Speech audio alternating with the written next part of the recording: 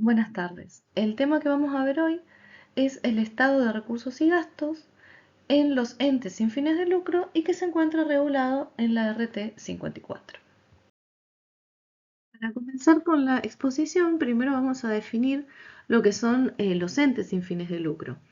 Es decir, que estas son organizaciones que no buscan el lucro económico, sino que más bien tienen un propósito social, un propósito humanitario, en el cual se definen una serie de objetivos, como por ejemplo entre sus objetivos principales encontramos como es promover una causa social, tratan de proporcionar un beneficio público, es decir, hacia toda la sociedad, ofrecer servicios y concientizar sobre una causa en particular, y siempre tratan de centrar sus esfuerzos en la recaudación de fondos para un tema específico.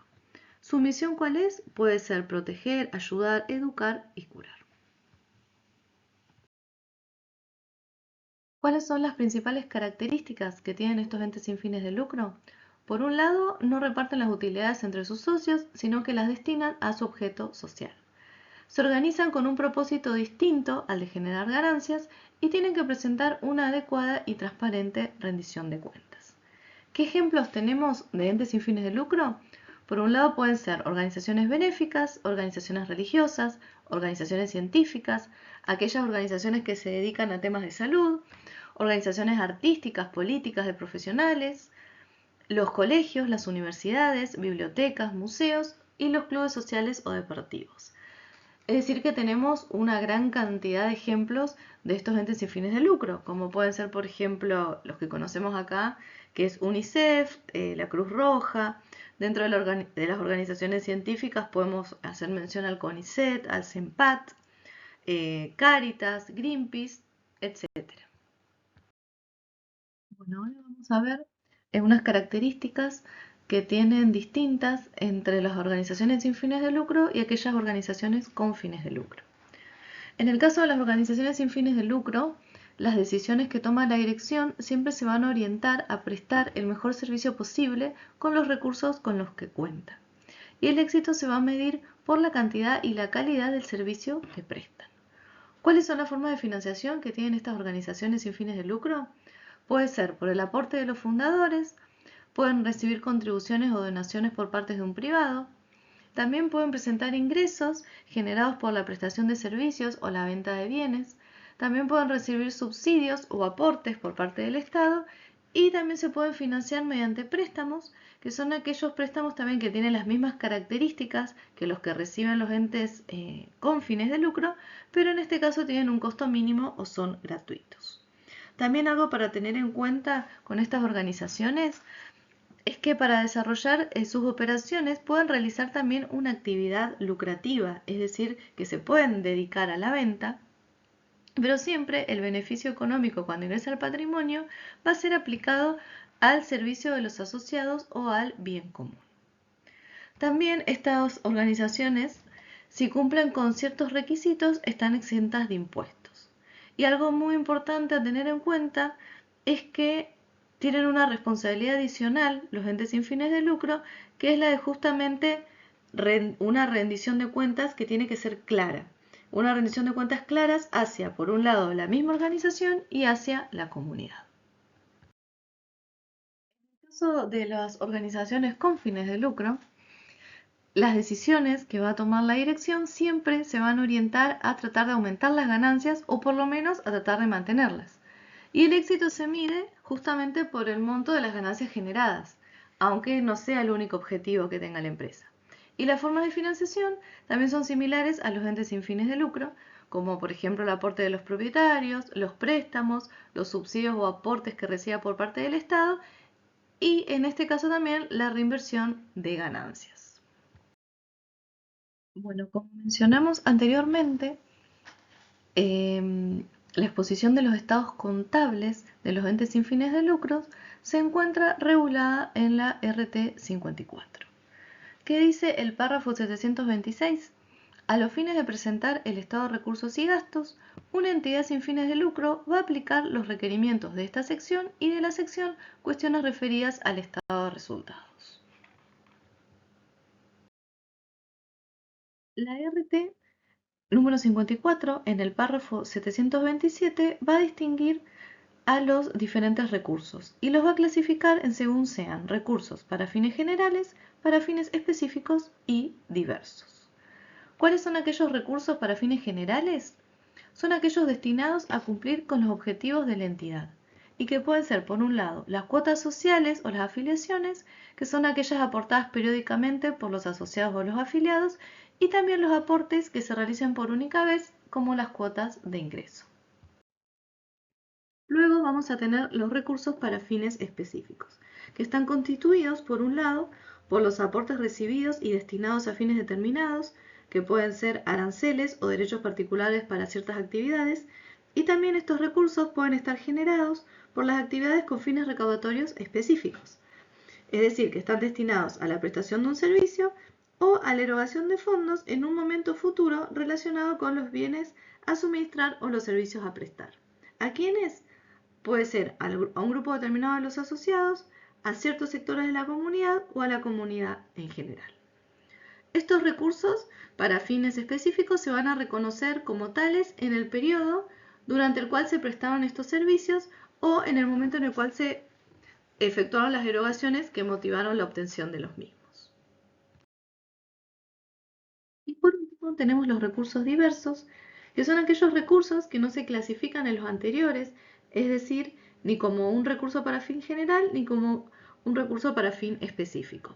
Y estos recursos pueden estar originados en actividades como el ingreso por venta de bienes en desuso, la recuperación de gastos, los aportes publicitarios recibidos y los subsidios y donaciones efectuadas por terceros. Y con respecto a esto tenemos que hacer una aclaración, que es en el caso de que estos subsidios o estas donaciones se reciben con un fin específico, va a corresponder entonces su clasificación como un recurso para fin específico y no como un recurso diverso, como se había mencionado anteriormente. Y esto es justamente atendiendo el principio de realidad económica. Por ejemplo, si se recibe un subsidio para solventar gastos de funcionamiento, va a corresponder clasificarlo como un recurso diverso. En cambio, si el subsidio que estoy recibiendo es, por ejemplo, para la construcción de una cancha, va a ser un recurso para fin específico. Bueno, y así como tenemos los recursos, también tenemos los gastos. Una definición que se da sobre los gastos específicos de sectores, que son aquellas erogaciones que pueden atribuirse directamente a los distintos sectores o los departamentos con los que cuenta el ente. Y esta división entre los sectores se puede realizar en función de ciertos criterios, como por ejemplo la ubicación geográfica que tengan las sedes, las actividades que realicen, es decir, deportivas, sociales, culturales, benéficas, el tipo de función o servicio que se preste o por usuario también. También tenemos a los gastos generales de administración, que son aquellas erogaciones que están originadas en actividades que tiene la entidad, pero que no se pueden asignar a un sector determinado. Y por último se define al superávit o al déficit del ejercicio como el resultado neto que se obtiene de la diferencia entre los recursos y los gastos. Y con respecto a las cuestiones relacionadas con la estructura propia del Estado, el párrafo 328 dice que una entidad va a presentar por separado, por un lado, los recursos generados por las actividades ordinarias y los gastos necesarios para su obtención, y también los recursos generados por cada actividad, en el caso de que el ente sin fines de lucro realice más de una actividad, y los gastos necesarios para su obtención. Y un ente también va a presentar por separado las siguientes partidas. Por un lado, los recursos generales, luego los recursos para fines específicos, los recursos diversos, los gastos generales y los gastos de administración, los gastos específicos de sectores, las depreciaciones de bienes de uso y amortizaciones de los activos intangibles, otros gastos y los resultados financieros y por tenencia. Bueno, y así como vimos con la RT54, algunas definiciones y cuestiones relacionadas con la estructura propia del estado de recursos y gastos, ahora vamos a ver el informe número 28 del CENSIA, que son modelos de estados contables para las entidades sin fines de lucro. Es decir, que son sugerencias para la realización del estado de recursos y gastos, de las notas y de sus anexos.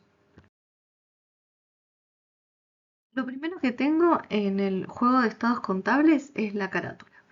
¿Y qué información tiene que contener la carátula? Primero, la denominación de la entidad. Luego tiene que indicar la fecha a la que corresponden estos estados contables, cuál es la actividad principal, cuál es su quit, su domicilio legal, la duración de la entidad, la fecha de inscripción tanto del estatuto o si existiera alguna modificación al mismo, el ejercicio económico al que corresponde, la fecha de cierre de ese ejercicio económico, el periodo comprendido, fecha de inicio, fecha de cierre, indicar la unidad de medida en la que se expresan los estados contables y cómo está compuesto su capital. Siguiendo con el estado de recursos y gastos, el informe número 28 del CENSIA nos muestra o nos sugiere el siguiente, que los datos que va a brindar el mismo los vamos a tomar de lo que ya habíamos visto anteriormente, que era de la RT54. ¿Qué nos decía la RT54? En el párrafo 729, que una entidad va a presentar por separado las siguientes partidas. Vamos a tener por un lado los recursos generales, por otro lado los recursos para fines específicos, los recursos diversos, gastos generales y de administración, gastos específicos de sectores, las depreciaciones de los bienes de uso y las amortizaciones intangibles, otros gastos y los resultados financieros y por tenencia. Es decir, que con esta información volvemos al modelo que nos plantea el informe 28 y vamos a ver, bueno, por un lado siempre tenemos que expresar que el ejercicio económico va a ser a determinada fecha y está expresado en determinada moneda. Y luego lo que habíamos visto, vamos a tener la clasificación de recursos y los gastos. ¿Cuáles recursos? Estos recursos justamente para fines generales, para fines específicos, los recursos diversos, los subsidios recibidos, los gastos ordinarios, gastos para fines generales también, gastos para fines específicos, gastos diversos. Voy a tener el superávit o el déficit bruto. Luego voy a plantear la información de los gastos de administración, otros gastos operativos, las depreciaciones de bienes de uso y la amortización de intangibles, los resultados financieros de por tenencia, otros ingresos, otros egresos, el superávit o déficit antes del impuesto a las ganancias en el caso de que el ente liquide impuesto a las ganancias, porque habíamos visto que también muchos entes sin fines de lucro estaban exentos de impuestos, y el superávit o déficit del ejercicio. En el estado de recursos y gastos también vamos a tener las notas a los estados. ¿Qué nota vamos a tener? Por ejemplo, la nota 3.1, que es la nota que corresponde a los recursos. ¿Qué me va a mostrar esta nota? La composición del rubro. Va a decir que estos recursos pueden estar integrados por cuotas de asociados, aportes de socios, subsidios recibidos, donaciones, reintegros, desgravaciones, entre otras. Y tiene que mostrar la información del ejercicio actual y del ejercicio anterior. Luego vamos a tener la nota 3.5, que es la nota de otros resultados financieros y por tenencia, que en este caso estos resultados financieros y por tenencia también van a incluir el RECPAM, y tengo que mostrar aquellos que están generados por los activos y generados por los pasivos. Me va a mostrar generados por los activos los diferentes rubros que generan estos resultados financieros y por tenencias, por ejemplo, caja y bancos, inversiones financieras, cuentas por cobrar, bienes para consumo, otras inversiones, otros activos, si corresponde a intereses, a diferencias de cambios o a RECPAM, y también tengo que mostrar lo del ejercicio actual y comparativo con el ejercicio anterior. Y con respecto a la información de los resultados financieros y por tenencia generados por pasivo, también tengo que mostrar los rubros que generan estos resultados financieros y por tenencia. En el caso de los generados por pasivos van a ser del rubro deudas con proveedores de bienes y servicios, préstamos y otros pasivos financieros, deudas fiscales, deudas laborales, otras deudas. Y también va a ser la información del ejercicio actual y comparativo con el ejercicio anterior. Y así como tengo las notas, también voy a tener los anexos al estado de recursos y gastos. ¿Qué anexo voy a tener? Primero voy a tener el anexo de recursos, que es el anexo 9, que la información que me va a mostrar este anexo es justamente los diferentes tipos de ingresos que voy a tener, sean los ingresos por cuotas de asociados, ingresos por aportes de socio, ingresos por venta de bienes, ingresos por servicio, donaciones, puede ser por eventos de recaudación, y voy a tener que clasificarlos según sean recursos para fines generales, para fines específicos, recursos provenientes de la venta de bienes y servicios, otros recursos generales, y voy a tener que mostrar el total del ejercicio actual y comparativo siempre con el ejercicio anterior. También voy a tener el anexo 8, que corresponde al anexo de gastos ordinarios. Este anexo, la información que me va a mostrar es justamente los gastos, a qué concepto se refieren. Pueden ser por impuestos, por honorarios, por sueldos y jornales, cargas sociales, papelería y útiles de oficina, luz, gas y agua, reparación y mantenimiento de bienes, amortización o depreciación de bienes de uso, por seguros, entre otros. Y también lo voy a tener que clasificar según sean gastos de producción de bienes para consumo y comercialización, gastos por la prestación de servicios, gastos específicos asociados a actividades específicas, gastos de administración y otros gastos del ejercicio actual comparativo con el ejercicio anterior. Y por último vamos a tener el anexo 10, que es aquel anexo de los recursos y gastos por sectores, que vamos a tener tantas columnas como sectores se define exponer. Y la RT 54, que nos decía en el párrafo 728 que la entidad debe presentar por separado los recursos generados por cada actividad, en el caso que realice más de una actividad, y los gastos necesarios para su obtención. Es así que en este anexo voy a tener los recursos de los sectores, tengo que hacer un detalle, y los gastos que corresponden también a esos sectores. Y los voy a tener que clasificar según correspondan al sector 1, sector 2, sector 3, etcétera, y la cantidad de sectores con los que cuente el ente, y va a ser comparativo con el ejercicio anterior. Muestro la información del ejercicio actual comparativo con el ejercicio anterior. Voy a mostrar el superávit y déficit de cada sector, siempre comparativo con el ejercicio anterior.